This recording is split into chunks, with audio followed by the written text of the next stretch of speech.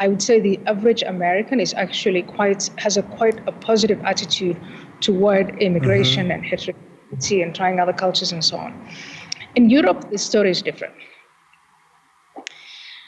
And not all European countries are equal in their incompetence or lack of doing something about it. So I think Denmark is doing a good job now of acknowledging, okay, we have a problem, we're going to set these programs up, and they're having those debates. They don't agree.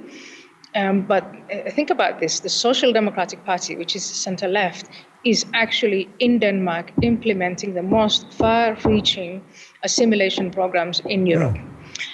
Same goes for Austria. We're seeing the president of France, Macron, saying, you know what, these parallel societies, these Islamist separatists, ghettos, we can't have that. We're going to have to do something about it. And he's willing to put his political life on the line for that.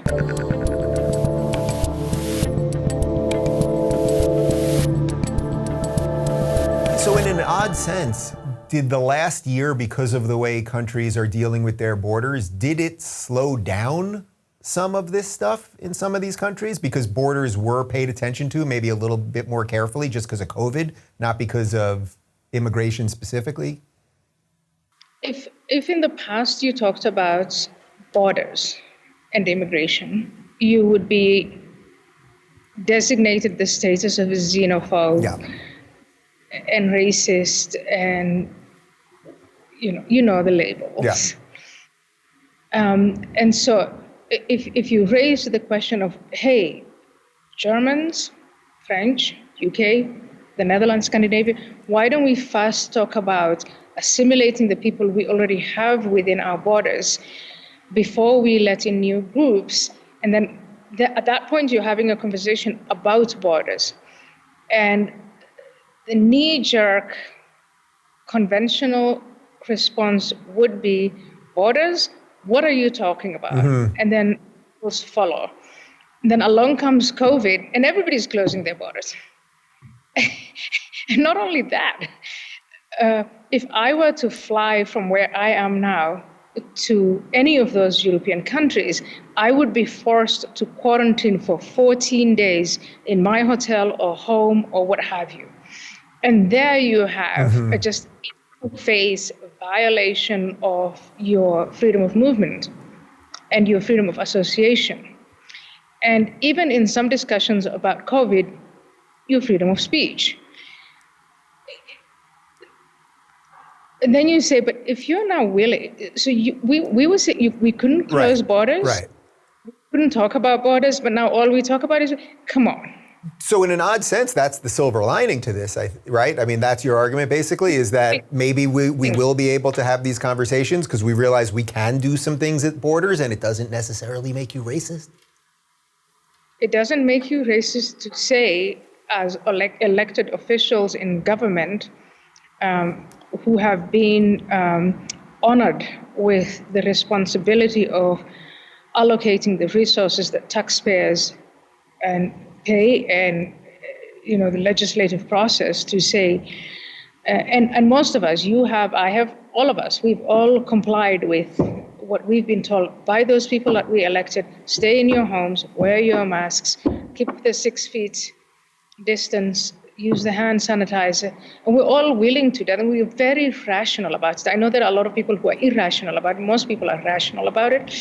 If you bring that same rational thinking, or at least the good faith, let's talk about Islam, let's talk about immigration, let's talk about assimilation, let's talk about the impact that stuff is having on women, immigrant women, Muslim women, women in general, which is the subject of the book, I think then you would say that's an optimistic, then we've learned our lessons as societies. The opposite way of doing that, putting taboos on things, that will empower the radical Islamists. It'll empower Russian trolls. It'll empower the extreme right wing. It will open the door to authoritarianism. Let me give you an example. Look at the government of China. When they are confronted with radical Islamic terrorism, their way of doing things is interning the entire Muslim community. Like that's 10 million strong in China. Brainwashing them, committing genocide, forcibly sterilizing the women. We don't want to go there. Yeah, We don't want literally to. happening right now, what you're talking about. It's literally happening right now. Yeah.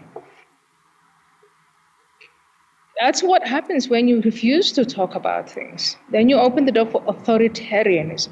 What I'm proposing in the book is not authoritarianism. It is like, let's develop programs that introduce to young men from societies that are misogynistic and homophobic, and where male aggression is either encouraged or people are just powerless to do anything about it.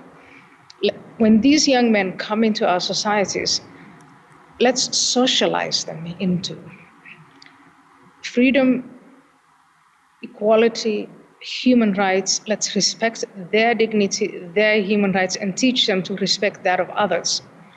We have the time to do that. We can do it. That's what COVID has shown us. Like, if we wanted to, like, get the resources out there, develop the programs, and incentivize people to adopt these values and change their behaviors, we can do it. Do you think this is something that Europe has just failed at in a way that the United States hasn't, and maybe the United States is starting to fail at it a little bit in terms of what wokeism is doing? Meaning that the idea of multiculturalism in Europe, which is sort of, you can sort of live separately in these countries, that's very different than the United States, which was the melting pot, and is the melting pot still.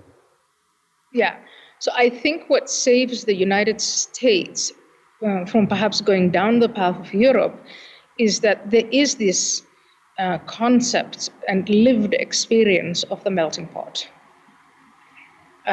Again, that's challenged now by not just the Islamists and all sorts of external adversaries, but also by this homegrown wokeism, cancel culture ideology. So in America, I think at least we have the experience. We know what it is to have a melting pot, and we also reaped the benefits of that. I would say the average American is actually has quite a positive attitude toward immigration and heterogeneity and trying other cultures and so on. In Europe, the story is different.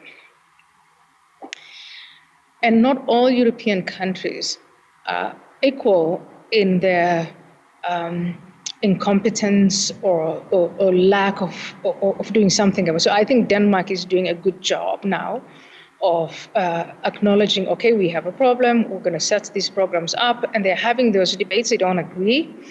But think about this. The Social Democratic Party, which is center-left, is actually in Denmark implementing the most far-reaching assimilation programs in Europe. Same goes for Austria. We're seeing the president of France, Macron, saying, you know what, these parallel societies, these Islamist separatists, ghettos, we can't have that. We're going to have to do something about it. And he's willing to put his political life on the line for that. So I'm seeing changes. I'm seeing differences in different countries. Some countries like Sweden, that's a total basket case. Yeah. But in Germany, again, I think Germans are now truly frightened by the emergence of these far-right groups and are actually beginning to deal with the issue.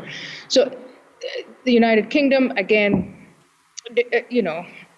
I'm seeing changes, silver linings, if you want to put it that way, but still not of the magnitude. Like the situation hasn't been prioritized to the extent, say, that the pandemic was. Yeah, it's just so interesting to me how you can link this to wokeism and cancel culture and everything else, because when I was in Sweden, when I was on tour with Jordan Peterson a couple of years ago, we were supposed to do one show. It sold out literally in 2 minutes. So we added another show, and I chatted with people actually during the show and then after, saying, well, what's going on here? That Jordan's message about the individual and liberalism. Why is it so important? And everyone said because political correctness had gotten so out of control that they couldn't talk about immigration. They couldn't talk about gender or any of the other things that you're talking about here. And it's like, well, Yeah. that's exactly the purpose of the book. So you lay it out in 4 parts that I really like. So first, you talk about the unsafe streets. I think this is the part when people see videos from Germany and France and some other places. I think this is the part that's probably the easiest to identify with. But can you talk about that a little bit? Yeah, so that part has to do with, it became incredibly difficult to find the data, to just call these offices and say, can you just give me the statistics of sexual violence in your country? And then you get into all sorts of, oh yeah, right, I'll call you back tomorrow. The dragging of the feet, and then they give you studies that tell you nothing. And sometimes people will say, I will share with you the data, but you know what, I don't want my name or my occupation anywhere. I don't want my fingerprints on it. And so it was, okay, but you know what, the book has, everything is in there that I could find. Then the next thing is, well, how can I illustrate the problem without only leaning on just anecdotes? And now you go to the neighborhoods. And some of the women will just really take you, David, to parts of Sweden, parts of France, parts of Belgium, Scandinavia, anywhere. And they'll say, look around. What do you miss? What are you not seeing here? There's a Swedish, I think he was a prime minister, but a senior politician in Sweden who was taken to some of these neighborhoods, and he was asked the same question, like, what's missing here? And he couldn't come up with an answer. He looked around and thought, what the hell is missing here? Women. If you're looking for more honest and thoughtful conversations about international issues instead of nonstop yelling, check out our international playlist. And if you want to watch full interviews on a variety of topics, check out our full episode playlist. They're all right over here. And to get notified of all future videos, be sure to subscribe and click the notification bell.